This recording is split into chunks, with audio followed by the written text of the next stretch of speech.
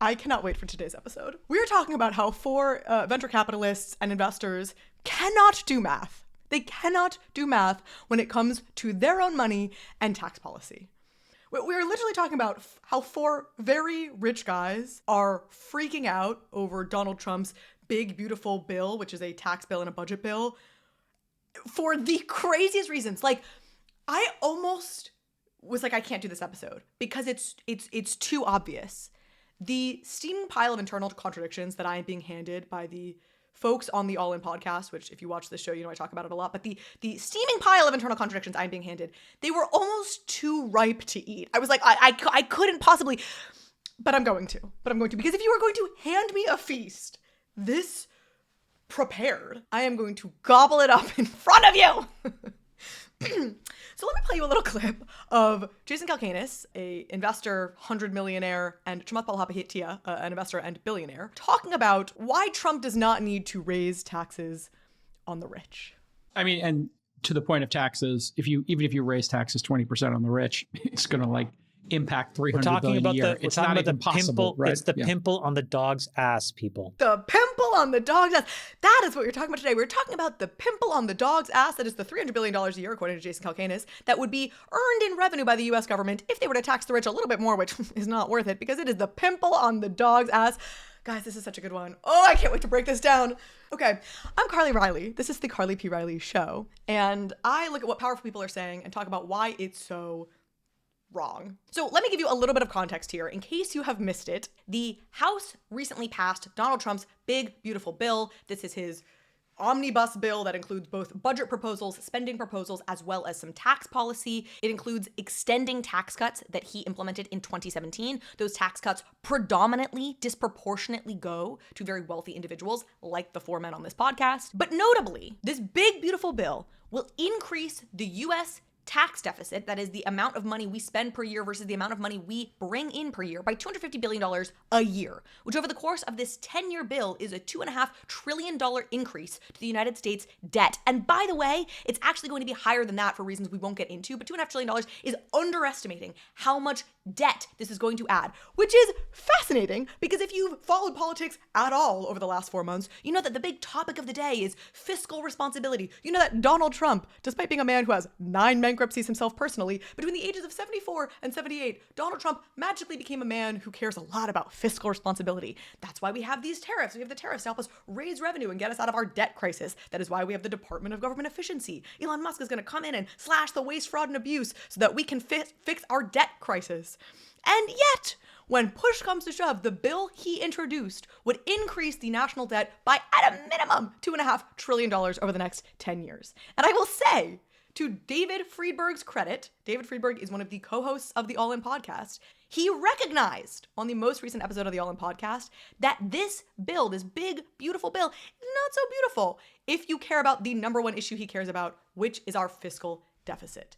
And given that this bill contains $1.5 trillion in spending cuts, but also has $4 trillion in tax breaks, which if you add together accounts for the $2.5 trillion gaping hole in the middle of the bill, David Friedberg naturally talked about the problem with these tax cuts. You know, there's a cut in the SNAP program, which is the Supplemental Nutrition Assistance Program. That's food stamps. SNAP program has absolutely exploded in size from $60 billion a year in 2019 to $120 billion a year today. I'm sorry, did I say he cared about the tax breaks? No, he cares about food stamps. The first line item that David Friedberg calls out is that we are spending too much on food stamps. By the way, food stamps is one of the programs that's actually getting cut in this budget bill. So in this budget proposal, they're actually cutting it back by about $30 billion, so to $90 billion. So it's still 50% higher than it was pre-COVID. And there's a lot of kind of stories we could go through on what happened during COVID that caused this thing to blow up the way it did. Is it that people were hungry?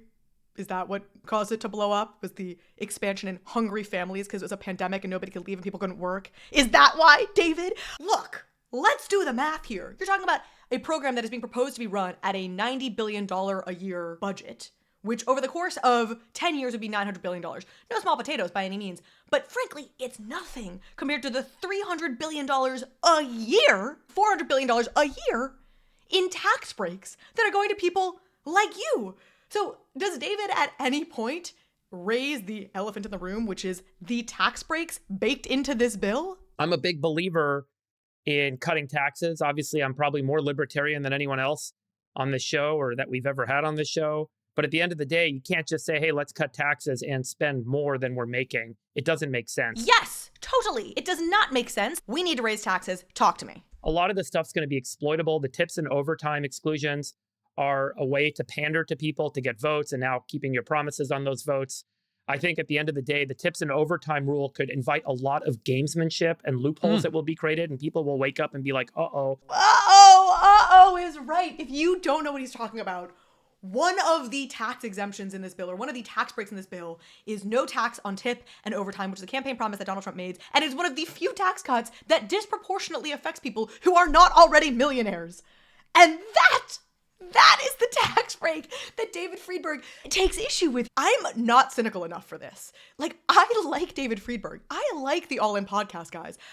It is hard for me to process what they are actually saying. Like, I keep going, am I missing something? But I'm not. And look, I understand all sorts of different arguments. I understand why there is a mechanical difference and certainly a philosophical difference to somebody like David Friedberg between cutting taxes and cutting what he would see as entitlements. Entitlements are the government giving money to somebody who didn't previously have it, whereas taxation is the government taking money from somebody who did have it. That's mechanically different. Like I said, it's philosophically different. But the thing is, it's irrelevant. It doesn't fucking matter, because that's not what this is really about. What it's about is that David Friedberg is a good person, certainly in his own mind, probably a good person in real life. He has a family, he's nice to his wife, and his friends are the same way, at least as far as he's concerned. They're intelligent people who have worked hard, who have contributed, who have changed the world in their own minds. And so, of course, they deserve the money they have earned. Meanwhile, the people on SNAP benefits, people David Friedberg almost certainly does not know, they have clearly worked less hard. They are clearly less intelligent.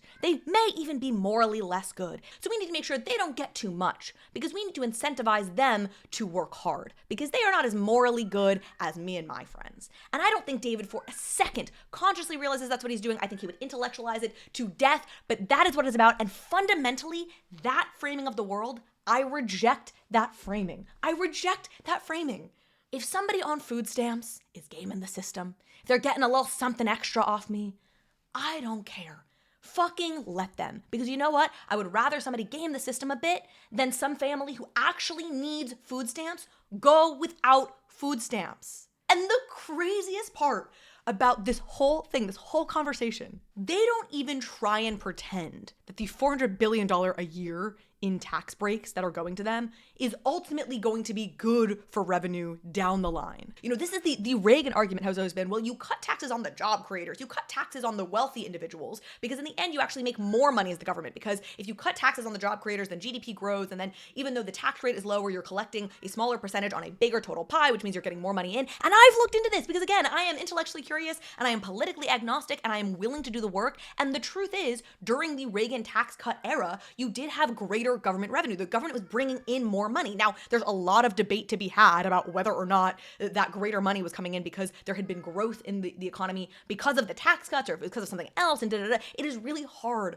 point being, to get fidelity on this kind of thing and policy and what actually works. But they don't even try. They don't even try to in this podcast episode. In fact, they literally say this is going to reduce governmental revenues. Watch this. The Tax Foundation, this is a nonprofit that analyzes tax policy, estimates the tax cuts would reduce revenues by $4.1 trillion over 10 years. That's $400 billion a year. $400 billion a year! And nobody challenges him once. Nobody goes, well, it'll directly lead to a loss of revenue, but over time it'll lead to a growth of revenue. No. They just all like, yeah, $400 billion a year loss. And this is what's so crazy. A little piece of Jason Calcanis has retained his humanity. His feet still touch the grass that the rest of ours touches. You know, maybe it's because he doesn't have his own private plane, which he talks about. You know, maybe because he has to still fly on Delta. He has retained a sense of what like life is like everywhere else in the world. And so there's a piece of him that goes like, oh, we sound like dicks. Like we sound like fucking assholes on this podcast. And so he says, he's like, well, what about the people who are listening to this who are like, hey, rich guys, why don't we raise taxes on you and maybe cut some military spending instead of going after the hungry families on food stamps? I'm paraphrasing. He didn't quite say it like that, but that was his point. Well, let's Let's listen. Is there any way to increase revenue? And is there any way for politicians to say, hey, let's cut military? That hasn't come up yet as a concept. I love that. Is there any way to like raise revenue? I don't know. Has anybody in the history of government and politics come up with a way to raise revenue? He says to, again, like 3 billionaires. Income taxes, can we get more revenue in? Or is that unrealistic? And then cut. Look at his face. Income taxes? Income taxes? Can we get revenue in? And of course, nobody answers this until we circle back around to the place where we began, to the comment that started it all, which is Jason Calacanis answering his own question about whether or not raising taxes is actually an option. I mean, and to the point of taxes, even if you raise taxes 20% on the rich, it's going to like impact $300 billion a year. It's not even possible, right? It's the pimple on the dog's ass, people. The pimple on the dog's ass, people. The $300 billion a year that we could earn taxing wealthy people at the rate we just did prior to Donald Trump. That is a pimple on the dog's ass. But what about the $120 billion a year in SNAP payments? What did we say about that? And we talked a little bit about how this SNAP program has absolutely exploded in size from $60 billion a year in 2019 to $120 billion a year today. It's exploded. The $120 billion that we're spending, and we're going to cut to $90 billion that we're going to spend on hungry families, that's an explosion. But the $300 billion that we're going to spend giving rich people tax breaks, that's a pimple on the dog's ass. For venture capitalists, these guys really are fucking bad at math, huh? I mean, what can you say? There are no words. There are no words. And yet I will find them. And yet I will find the words. Because here's the other thing I want to point out. These motherfuckers love, and I mean they love, Elon Musk.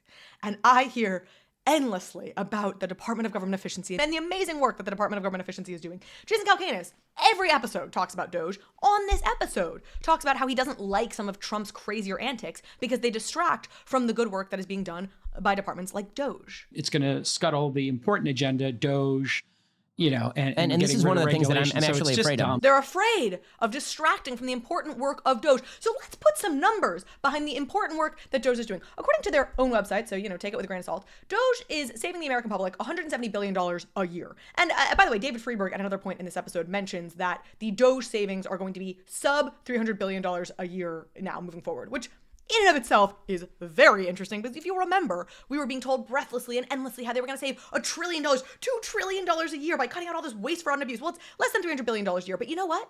If we are in the level of fiscal crisis that they claim we are in, that is still not nothing. That is important. As Jason Calacanis says, it is the important work that departments like DOGE are doing.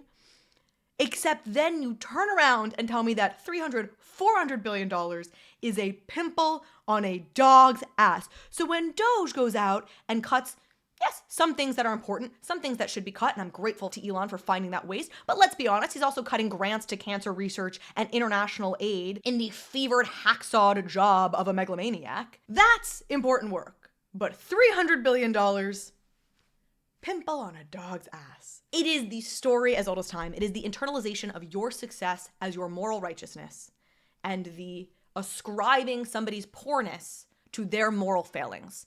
And I do not think that is what David Friedberg knows that is what he's doing, but on some level, that is what he is doing. It is the money I see, that I keep, that's good. But the money you need, that's waste, fraud, and abuse. I hope you enjoyed this episode. If you did, I would love if you would consider sharing it with somebody else who you think might enjoy it, or subscribing to the channel.